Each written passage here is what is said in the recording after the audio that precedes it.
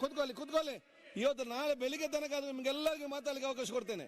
ನಾಳೆ ಬೆಳಿಗ್ಗೆ ಆದ್ರೆ ನಿಮ್ಮನ್ನು ಬಿಡುದಿಲ್ಲ, ಇವತ್ತು ಇಡೀ ರಾತ್ರಿ ಬಿಡುದಿಲ್ಲ. ಕೂತ್ಕೊಳ್ಳಿ, ಎಲ್ಲರಿಗೂ ಕೊಡ್ತೇನೆ, ಯಾರಿಗೆಲ್ಲ ಮಾತಾಡಬೇಕು ಎಷ್ಟು ಬೇಕು ನಾನೀಗ. ಸುನಿಲ್ ಅವರೇ, ಈ ಒಂದು ಗಂಭೀರ ವಿಚಾರ ನಾವೆಲ್ಲ ಒಗ್ಗಟ್ಟಿನಿಂದ ಚರ್ಚೆ ಆಗಬೇಕು, ಸತ್ಯಾಂಶ ತಿಳಿಬೇಕಂದ್ರೆ ಎಲ್ಲರಿಗೂ ಕೂಡ ಒಂದು ದೊಡ್ಡ ಆಯ್ತು. ಒಂದು ನಿಮಿಷ ಅವರೇ, ಒಂದು ನಿಮಿಷ.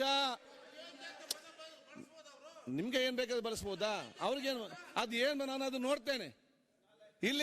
ಇಲ್ಲಿ ವಿಚಾರ ಏನಿದೆ ಅಂತ ಹೇಳಿದ್ರೆ, ನಿಮ್ಗೆ ಯಾರಿಗೆಲ್ಲ ಮಾತಾಡ್ಲಿಕ್ಕೆ ಬೇಕು ದಯವಿಟ್ಟು ಪಟ್ಟಿ ಕೊಡಿ. ನಾಳೆ ಬೆಳಿಗ್ಗೆ ತನಕ ನಿಮ್ಮನ್ನು ಮಾತಾಡಿಸಿಯೇ ನಾನು ಕಳಿಸುವುದಿಲ್ಲ, ಊರಿಗೆ ಕಳಿಸುವುದಿಲ್ಲ.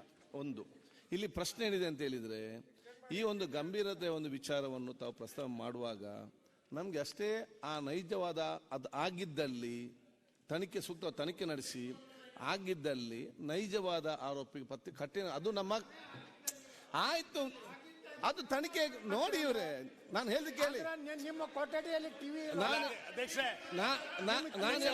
ಒಂದು ನಿಮಿಷ ಅಲ್ಲ, ಯಾರಾದ್ರೂ ನೋಡಿ ಅದನ್ನು ಪತ್ತೆ ಹಚ್ಚಿ. ಒಂದ್ ಸೆಕೆಂಡ್ ಸುನೀಲ್, ಅದಕ್ಕೆ ಕಠಿಣವಾದ ಕ್ರಮ ತೆಗೊಳ್ಬೇಕಂತ ಹೇಳಿ ಇಲ್ಲಿ ಚರ್ಚೆ ಆಗುವಂತದ್ದು. ತಾವು ಪದೇ ಪದೇ ನಮ್ಗೆ ಅಡ್ವೈಸ್ ಮಾಡ್ತಾ ಇದ್ದೀರಾ, ನಮ್ದೇನು ಇಲ್ಲ. ತಾವು ಆ ಸ್ಥಾನದಲ್ಲಿ ಕೂತ್ಕೊಂಡು ಆಗಿದ್ದಾರೆ ಅನ್ನೋ ಪ್ರಶ್ನೆ ಬರಬಾರ್ದು. ಚರ್ಚೆ ಆಗ್ತಾ ಇರೋದು ಅದ್ರ ಬಗ್ಗೆನೇ ಚರ್ಚೆ ಆಗ್ತಾ ಇರೋದು. ಹೌದಪ್ಪ, ಚರ್ಚೆ ಆಗ್ತಾ ಇರೋದು. ಒಂದು ನಿಮಿಷ ನಾನು ಹೇಳಿದೆ, ಒಂದೇ ನಿಮಿಷ. ಈ ಘಟನೆ ನಡೆದಾಗ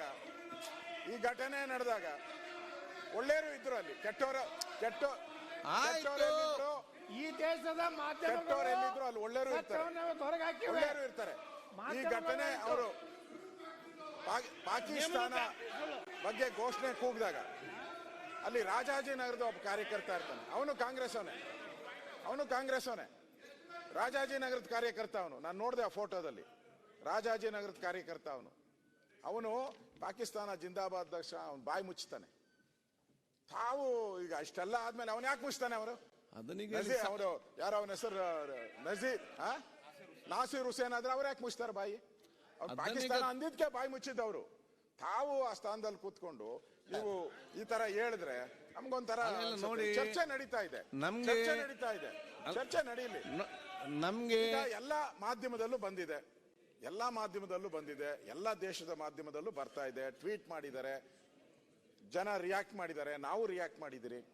ಇಷ್ಟಾದ ಮೇಲೂ ಇನ್ನೂ ಡೌಟ್ ಅಂತ ಹೇಳಿದ್ರೆ ಇದೇನು ನಾವು ಪಾಕಿಸ್ತಾನದಲ್ಲಿ ಚುನಾವಣೆ ನಡೆದ್ರೆ ಕೂತ್ಕೊಳ್ಳಿ. ಪಾಕಿಸ್ತಾನ ಭಾರತದಲ್ಲಿ ನಡೆದಿರೋ ಚುನಾವಣೆ, ಕರ್ನಾಟಕದಲ್ಲಿ ಚುನಾವಣೆ, ಇಲ್ಲಿ ಕೂಗಿರೋ ಅಂತದ್ದು